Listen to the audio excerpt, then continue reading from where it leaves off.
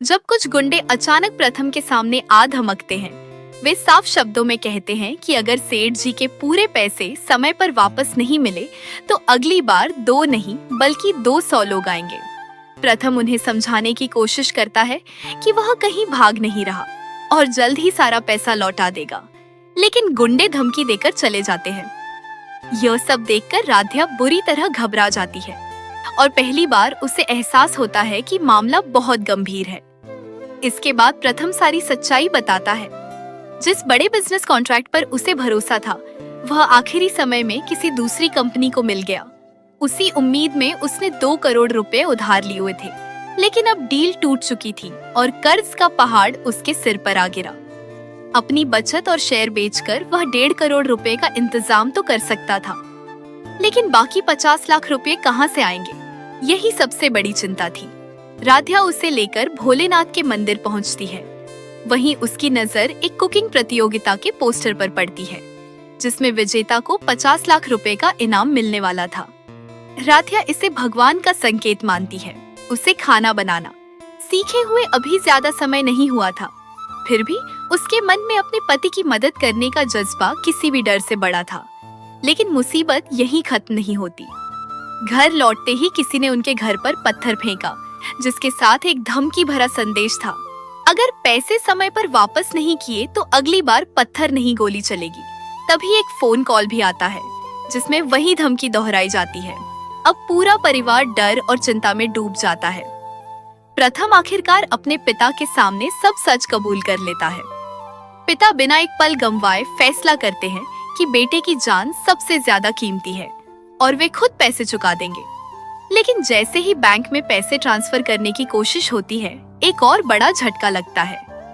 Income tax जांच के कारण परिवार के सभी बैंक अकाउंट और संपत्तियां फ्रीज कर दी गई थीं। अब उनके पास चाहकर भी पैसा निकालने का कोई रास्ता नहीं बचा था। घर के सभी लोग अपने अपने स्तर पर समाधान ढूंढने लगते हैं। कोई गहने बेचने की बात करता है तो कोई दोस्तों से मदद मांगने की सलाह देता है, लेकिन हर कोशिश नाकाम साबित होती है। जिन दोस्तों की मदद प्रथम ने कभी लाखों रुपए देकर की थी, वही आज उससे किनारा कर लेते हैं। यह बात उसे अंदर तक तोड़ देती है। ऐसे समय में राध्या फिर से उम्मीद की किरण बनकर सामने आती है।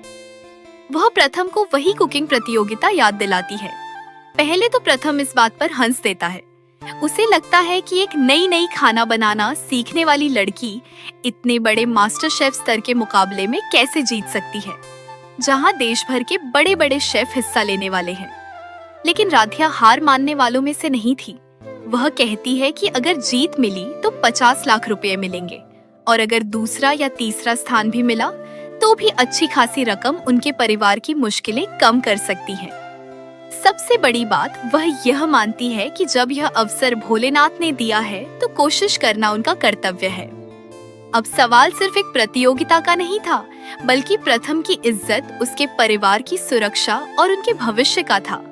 क्या राध्या अपनी हिम्मत और मेहनत के दम पर इस असंभव से दिखने वाले मुकाबले को जीत पाएगी? क्या प्रथम का परिवार इस भयानक संकट से बाहर निकल पाएगा? और आखिर कौन है जो लगातार इस परिवार के खिलाफ साजिश रच रहा है? इन सभी सवालों के जवाब जानने के लिए आपको अगला एपिसोड बिल्कुल भी मिस नहीं करना चाहिए, क्योंकि आगे कहानी में आने वाला है जबरदस्त ट्विस्ट जो पूरी कहानी की दिशा ही बदल देगा। अगर आपको यह कहानी पसंद आई हो तो वीडियो को लाइक करें, अपने दोस्तों और परिवार के साथ शेयर करें और ऐसे ही शानदार टीवी सीरियल अपडेट्स और दमदार स्टोरी एक्सप्लेन वीडियो देखने के लिए हमारे चैनल को सब्सक्राइब करना बिल्कुल न भूलें। साथ ही बेल आइकन भी दबा दें ताकि हर नई वीडियो की सबसे पहले जानकारी आपको मिल सके। तो दोस्तों, जैसा कि आप लोगों ने वीडियो में देखा कि आप लोगों को तो पता चल गया होगा कि प्रथम ने लिया था कर्जा, वो भी 5 मिलियन का कर्जा लिया था। अब देखना यह है कि प्रथम ने बिना किसी को बताए हुए 5 मिलियन का कर्जा ले लिया था। अब कैसे प्रथम उस कर्जे को चुका पाता है कि नहीं चुका पाता, और वो गुंडे पहुंच जाते हैं प्रथम के घर पर उसको धमकी देने के लिए कि आखिर तुमने कर्जा तो ले लिया, अब इसे भरेगा कौन। दोस्तों, जब गुंडे हल्ला करते हैं, जब शोर मचाते हैं, तो घर के सभी लोग देखते हैं कि अरे ये क्या, बाहर कैसा हंगामा चल रहा है। तो जैसे ही सभी लोग बाहर आते हैं, बाहर निकल के देखते हैं, तो अभी राध्या भी आती है और राध्या देखती है कि अरे क्या कुछ गुंडे मिल करके प्रथम को मार रहे हैं।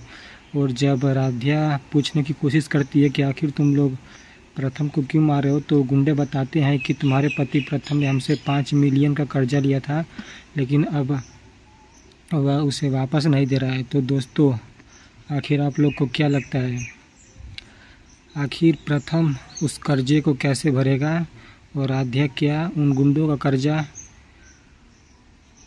देगी और प्रथम इतने सारे पैसे कहाँ से लाएगा।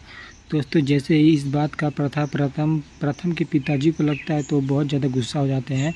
वो कहते हैं कि आखिर तूने ऐसा क्यों किया, तूने इतना बड़ा कर्जा बिना मुझसे पूछे और सोचे समझे कैसे ले लिया, आखिर तुझे शर्म तक नहीं आई, इतना बड़ा फैसला लेने से पहले तूने मुझसे पूछा क्यों नहीं।